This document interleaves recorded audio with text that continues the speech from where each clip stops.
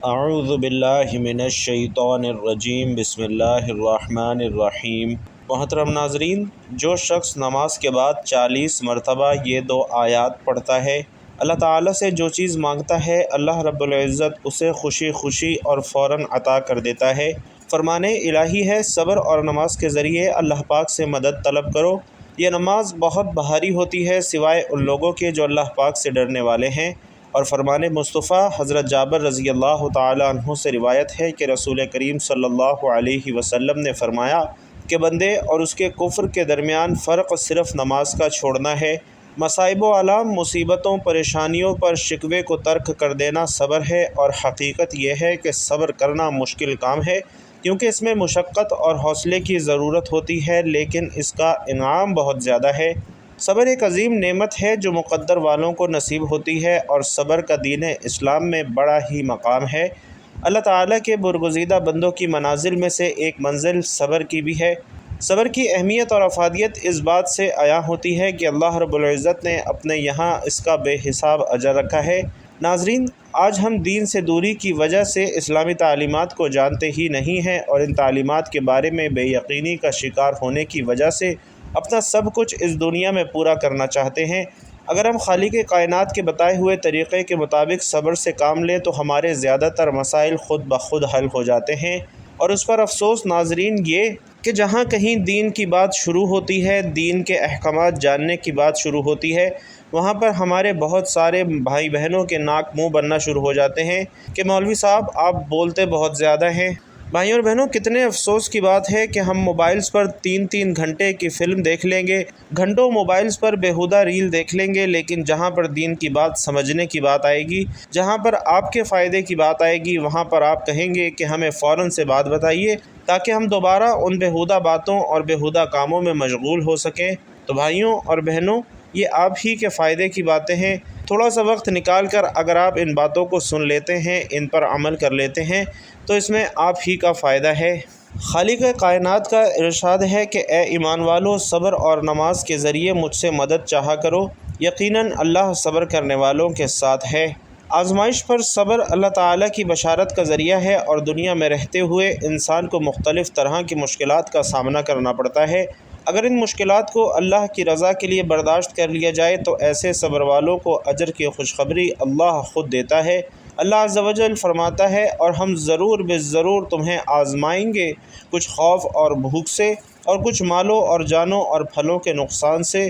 اور اے حبیب صلی اللہ علیہ وسلم، آپ ان صبر کرنے والوں کو خوشخبری سنا دیں کہ جن پر جب کوئی مصیبت پڑتی ہے تو کہتے ہیں کہ بے شک ہم اللہ ہی کے ہیں، اور ہم بھی اسی کی طرف پلٹ کر جانے والے ہیں۔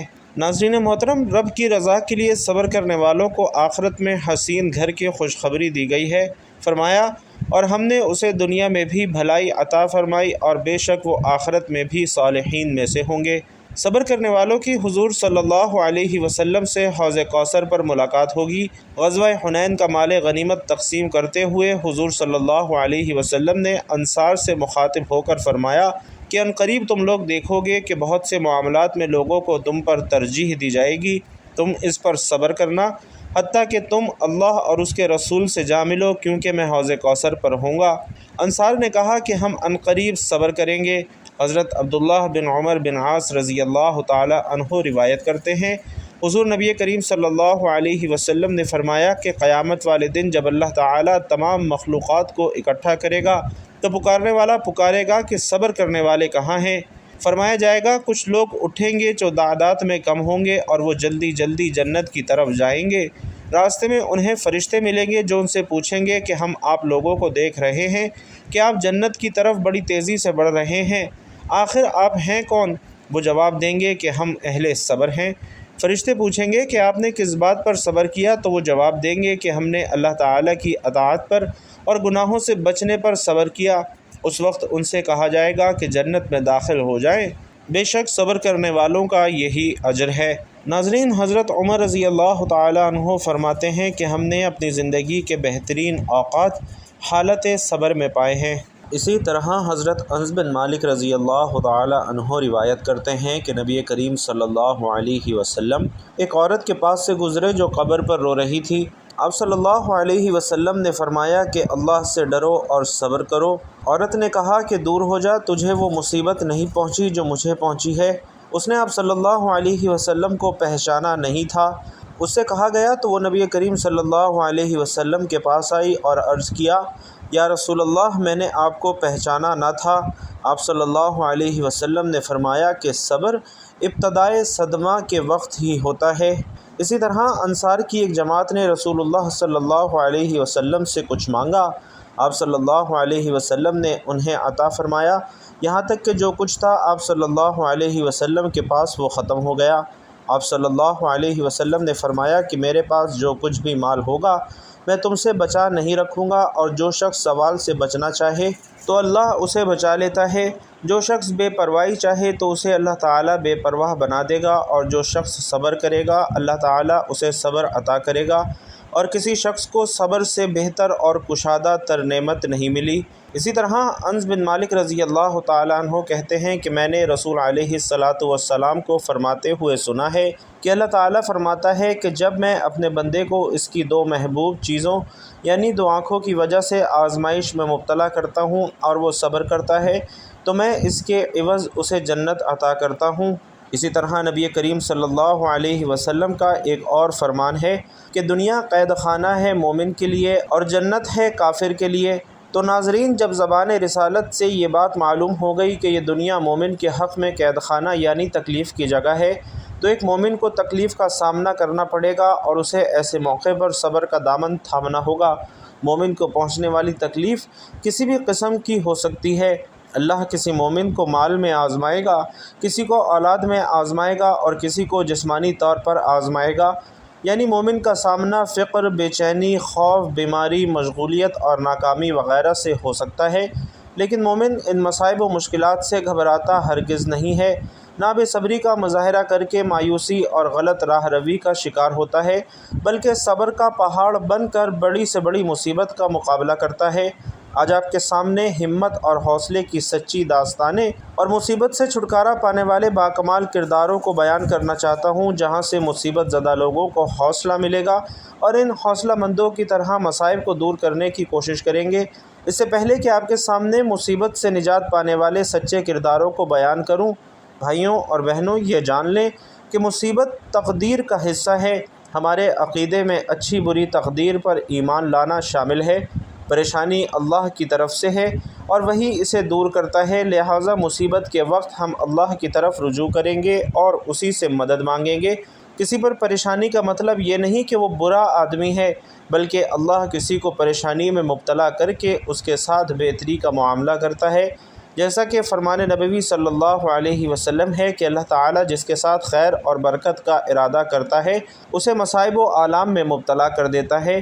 اس لیے جس کسی مسلمان کے ساتھ آزمائش ہو اس کو خوش ہونا چاہیے کہ اللہ اس کو اونچا اٹھا رہا ہے۔ ہمیں یہ بھی معلوم ہوتا ہے کہ کسی مصیبت زدہ کو دیکھ کر بدگمان ہونا، اس کا مذاق اڑانا اور لوگوں میں اس کی مصیبت کا ذکر کر کے اس کی عزت اچھالنا ایک اچھے مسلمان کی علامت نہیں ہے۔ اسی طرح مصیبت کے وقت اول وہلہ میں صبر کرنے کے ساتھ رونے دھونے اور شکوہ شکایت کرنے سے پرہیز کرنا چاہیے۔ ابو بردہ رضی اللہ تعالیٰ عنہ بیان کرتے ہیں، ابو موسیٰ اشعری رضی اللہ تعالیٰ عنہ بیمار پڑے، ایسے کہ ان پر غشی طاری تھی اور ان کا سر ان کی ایک بیوی ام عبداللہ بنت ابی روما کے گود میں تھا۔ وہ ایک زور کی چیخ مار کر رونے لگی۔ ابو موسیٰ رضی اللہ تعالیٰ عنہ اس وقت تو کچھ نہ بول سکے، لیکن جب انہیں ہوش ہوا تو انہوں نے فرمایا کہ میں بھی اس کام سے بیزار ہوں جس سے رسول اللہ صلی اللہ علیہ وسلم نے بیزاری کا اظہار فرمایا ہے۔ رسول اللہ صلی اللہ علیہ وسلم نے کسی غم کے وقت چلا کر رونے والی، سر مڑوانے والی اور گریبان چاک کرنے والی عورتوں سے اپنی بیزاری کا اظہار فرمایا تھا۔ ناظرین، اس واقعے سے عبرت حاصل کریں کہ ایک صحابی انتہائی تکلیف میں صبر و ضبط سے کام لے رہے ہیں اور بیوی کو ایسے عالم میں خود ہی فرمان رسول صلی اللہ علیہ وسلم سنا رہے ہیں تاکہ وہ بھی شوہر کی طرح حکم رسول پر عمل کرے۔ مصیبت اور پریشانی آنے کی ناظرین دو وجوہات ہیں۔ ایک وجہ انسان کی خود کی غلطی ہے جس کی پاداش میں اللہ بطور سزا مصیبت بھیجتا ہے، اور دوسری وجہ آزمائش ہے، یعنی اللہ تعالیٰ بندوں کے مقام اور مرتبہ بلند کرنے اور متعدد انعام و اکرام کے طور پر انسان پر مصیبت نازل کرتا ہے۔ اللہ رب العزت کا فرمان ہے کہ تمہیں جو کچھ مصیبتیں پہنچتی ہیں وہ تمہارے اپنے ہاتھوں کے کرتوت کا بدلہ ہے، اور وہ تو بہت سی باتوں سے درگزر فرما دیتا ہے۔ اسی طرح اللہ رب العزت کا ارشاد ہے، اور ہم کسی نہ کسی طرح تمہاری آزمائش ضرور کریں گے، دشمن کے ڈر سے، بھوک پیاس سے، مال و جان اور پھلوں کی کمی سے، اور ان صبر کرنے والوں کو خوشخبری دے دیجیے۔ مصیبت چاہے برے اعمال کے نتیجے میں ہو یا بطور آزمائش ہو، انسان اس حال میں صبر کرتا ہے اور اللہ کی طرف رجوع کر کے اسے نجات کا سوال کرتا ہے تو اس کے لیے خیر ہی خیر ہے، کیونکہ مومن کو لاحق ہونے والی کسی بھی پریشانی پر صبر کرنے کا بدلہ گناہوں کی مغفرت، درجات کی بلندی اور بلا حساب اجر، حتیٰ کہ صبر کا سب سے بڑا بدلہ جنت کا حصول ہے۔ تو ناظرین، اب اصل موضوع کی طرف چلتے ہیں اور جانتے ہیں کہ مصیبت سے نجات کا راستہ کیا ہے، مصیبت میں ایک مومن کا کردار کیا ہونا چاہیے، اور اس سلسلے میں قرآن و سنت پر مبنی سچے واقعات ہماری کیا رہنمائی کرتے ہیں۔ دعا کے ذریعے مصیبت سے نجات، یعنی جب کسی مومن کو کسی بھی قسم کا رنج و غم لاحق ہو، وہ اسی وقت اپنی زبان سے کہے انا للہ و انا الیہ راجعون، اور نیک اعمال کا واسطہ دے کر دعا کے ذریعے اللہ تبارک و تعالی سے مدد طلب کرے، جیسا کہ ہم سورۃ الفاتحہ میں اقرار کرتے ہیں کہ ہم تیری ہی عبادت کرتے ہیں اور تجھ سے ہی مدد طلب کرتے ہیں۔ یاد رہے کہ مصیبت کے وقت اللہ ہی کو پکارے، اور اسی طرح پکارنے میں نجات ہے۔ چنانچہ اس بارے میں ایک سچا واقعہ پیش خدمت ہے جس میں ہم سب کے لیے بڑی عبرت ہے۔ عبداللہ بن عمر رضی اللہ تعالی عنہ بیان کرتے ہیں کہ نبی کریم صلی اللہ علیہ وسلم نے فرمایا کہ پچھلی امت کے 3 آدمی کہیں سفر پر تھے اور رات کے وقت پناہ لینے کے لیے ایک غار میں داخل ہو گئے۔ اچانک ایک چٹان لڑک کر غار کا منہ بند کر دیتی ہے اور سب پریشانی میں مبتلا ہو جاتے ہیں۔ وہ سب بیک زبان کہتے ہیں، یعنی سب نے کہا کہ اب اس غار سے تمہیں کوئی چیز نکالنے والی نہیں سوائے اس کے کہ تم سب اپنے سب سے زیادہ اچھے عمل کو یاد کر کے اللہ سے دعا کرو۔ چنانچہ ان میں سے پہلے نے دعا کی کہ اے اللہ، میرے ماں باپ بوڑھے تھے، سب سے پہلے انہیں دودھ پلاتا تھا، پھر گھر والوں اور خادم کو پلاتا تھا۔ ایک دن لوٹنے میں تاخیر ہو گئی اور دودھ دہو کر آیا تو والدین سو چکے تھے۔ میں پیالہ لے کر رات بھر ان کے سرہانے کھڑا رہا، اور جب وہ صبح بیدار ہوئے تو پہلے ان کو پلایا اور پھر سب کو پلایا۔ یا اللہ، اگر یہ کام تیری رضا کے لیے کیا تو چٹان کی مصیبت سے ہمیں نجات دے دے۔ چنانچہ چٹان کچھ کھسک گئی مگر وہ سب نہیں نکل سکتے تھے۔ پھر دوسرے نے دعا کی کہ اے اللہ، میرے چچا کی ایک لڑکی تھی جو مجھے محبوب تھی، میں نے بہت کوشش کی مگر اس نے برائی نہیں کی۔ اسی زمانے میں قحط سالی ہوتی ہے تو وہ میرے پاس قرض لینے آتی ہے، میں اس شرط پر 120 دینار قرض دیتا ہوں کہ وہ میرے ساتھ برا کام کرے گی، اور برائی کے وقت لڑکی اللہ کا خوف دلاتی ہے تو میں اس عمل سے رک جاتا ہوں۔ یا اللہ، اگر میں نے یہ عمل تیری رضا کے لیے کیا ہے تو چٹان کی مصیبت سے ہمیں نجات دے دے۔ چنانچہ اللہ تعالیٰ چٹان کو تھوڑا اور کھسکا دیتا ہے مگر ابھی بھی وہ سب نہیں نکل سکتے۔ اب تیسرا دعا کرتا ہے کہ میں نے مزدوری پر کچھ لوگوں کو رکھا، سب اپنی اپنی مزدوری لے کر چلے گئے، اور ایک مزدور بغیر مزدوری لیے چلا گیا۔ اس کا پیسہ میں نے کاروبار میں لگایا، اور پھر کچھ دنوں بعد مزدوری لینے واپس آیا تو میں نے کہا کہ یہ جو اونٹ، گائے، بکری اور غلام دیکھتے ہو سب تیرے ہیں۔ وہ سارا مال لے کر چلا گیا۔ چنانچہ اللہ تعالیٰ نے چٹان کو مکمل کھسکا دیا اور وہ سب مصیبت سے نکل گئے۔ تو ناظرین، اس واقعے سے یہ معلوم ہوتا ہے کہ مصیبت میں صرف اللہ کی طرف رجوع کرنا، اسی سے نجات کے لیے مدد مانگنا، وہی نجات دینے والا ہے، جس طرح ان 3 لوگوں کو نجات دی۔ تو ناظرین کرام، نماز کے بعد جو شخص 40 بار یہ 2 آیتیں پڑھتا ہے، اللہ تعالیٰ اس کے دل کی مرادوں کو پورا کر دیتا ہے۔ یہ آیتیں پڑھ کر آپ اللہ تعالیٰ سے جو کچھ مانگیں گے اللہ تعالیٰ ضرور عطا فرمائے گا۔ ان 2 آیات کو پڑھ کر اللہ تعالیٰ پڑھنے والے کی تمام حاجتیں پوری کرتا ہے۔ یہ 2 آیتیں ہیں جن کے بارے میں روایت میں آتا ہے کہ صبح شام جو بندہ کسی بھی نماز کے بعد پڑھتا ہے، اللہ تعالیٰ اس بندے کے لیے عزت، دولت، رزق، شہرت کے بند دروازے کھول دیتا ہے۔ یہ آیت پڑھنے والا عروج پاتا ہے، عزت پاتا ہے، اللہ اس بندے کو دولت سے مالا مال کر دیتا ہے، اللہ تعالیٰ غیب کے خزانے اس بندے کے لیے کھول دیتا ہے۔ تو کسی بھی نماز کے بعد، خاص طور پر ظہر کی نماز کے بعد، یہ آیت لازمی پڑھیں۔ وہ 2 آیتیں ہیں۔ سب سے پہلے آپ نے درود پاک پڑھنا ہے۔ درود پاک آپ کوئی سا بھی پڑھ سکتے ہیں، چاہے تو آسان اور مختصر سا درود صلی اللہ علیہ وآلہ وسلم پڑھ لے، یا صلی اللہ علی محمد پڑھ لے، یا پھر نماز والا درود یعنی درود ابراہیمی پڑھ لے، چونکہ درود ابراہیمی کی فضیلت سب سے زیادہ ہے۔ پیارے آقا صلی اللہ علیہ وسلم بھی تمام درودوں میں درود ابراہیمی کو ہی سب سے زیادہ پسند فرماتے تھے، اس لیے آپ نے کوشش کرنی ہے کہ درود ابراہیمی ہی پڑھیں۔ خیر و برکت اور ثواب کی نیت سے درود ابراہیمی میرے ساتھ بھی پڑھیے گا۔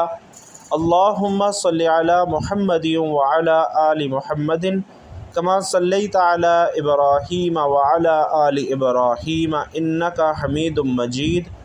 اللہم بارک علی محمد وعلی آل محمد کما بارکت علی ابراہیم وعلی آل ابراہیم انک حمید مجید۔ درود پاک پڑھنے کے بعد ناظرین آپ نے یہ 2 آیتیں پڑھنی ہیں، 40 مرتبہ پڑھنی ہیں، اور وہ آیات سورۃ التوبہ کی آخری آیات ہیں۔ آپ دیکھ کر بھی پڑھ سکتے ہیں، اور آپ کی سہولت کے لیے ایک مرتبہ میں بھی تلاوت کر دیتا ہوں۔ لقد جاءکم رسول من انفسکم عزیز علیہ ما عنتم حریص علیکم بالمؤمنین رؤوف الرحیم فإن تولوا فقل حسبی اللہ لا الہ الا هو علیہ توکلت وہو رب العرش العظیم۔ ایک مرتبہ پھر سماعت فرما لیجئے۔ لقد جاءکم رسول من انفسکم عزیز علیہ ما عنتم حریص علیکم بالمؤمنین رؤوف الرحیم فإن تولوا فقل حسبی اللہ لا الہ الا هو علیہ توکلت وہو رب العرش العظیم۔ ناظرین محترم، یہ آیات 40 مرتبہ پڑھنے کے بعد آپ نے 33 مرتبہ استغفر اللہ کا ورد کرنا ہے، اور آخر میں آپ نے پھر درود پاک پڑھنا ہے۔ یہ وظیفہ آپ کسی بھی نماز کے بعد پڑھ سکتے ہیں، لیکن اگر ظہر کے بعد پڑھتے ہیں تو اس کی زیادہ فضیلت اور اثر انگیزی ہے۔ یہ وظیفہ پڑھ کر آخر میں درود پاک پڑھ کر آپ اللہ تعالیٰ سے اپنی حاجات کے لیے دعا ضرور کیجیے گا۔ انشاءاللہ اللہ تعالیٰ آپ کی تمام حاجات کو پورا کرے گا۔ اللہ تعالیٰ آپ کو بن مانگے عطا کرے گا، اور آپ کے رزق میں، جان میں، مال میں، عزت آبرو میں خوب اضافہ اور برکت عطا فرمائے گا۔ یہ وظیفہ پڑھ کر آپ نے اللہ تعالیٰ سے اپنی پریشانیوں کی دعا کرنی ہے۔ انشاءاللہ آپ کی جو بھی حاجات ہیں اللہ تعالیٰ سے ان کے لیے رو رو کر گڑ گڑا کر مانگیے گا۔ انشاءاللہ اللہ تعالیٰ آپ کو وہ سب کچھ عطا فرمائے گا جس کی آپ خواہش کریں گے، اور اللہ تعالیٰ آپ سے راضی ہو جائے گا۔ اللہ رب العزت سے دعا ہے کہ میرا سنانا اور آپ کا سننا اپنی بارگاہ میں قبول و منظور فرمائے۔ جو مانگ سکے وہ بھی عطا فرمائے، جو نہ مانگ سکے وہ بھی عطا فرمائے۔ اللہ رب العزت سے دعا ہے کہ میرے جو بھائی بہن اپنے دل میں جو بھی حاجات و ضروریات لے کر یہ وظیفہ پڑھیں، اللہ تعالیٰ ان کی تمام جائز حاجات کو، ضروریات کو پورا فرمائے۔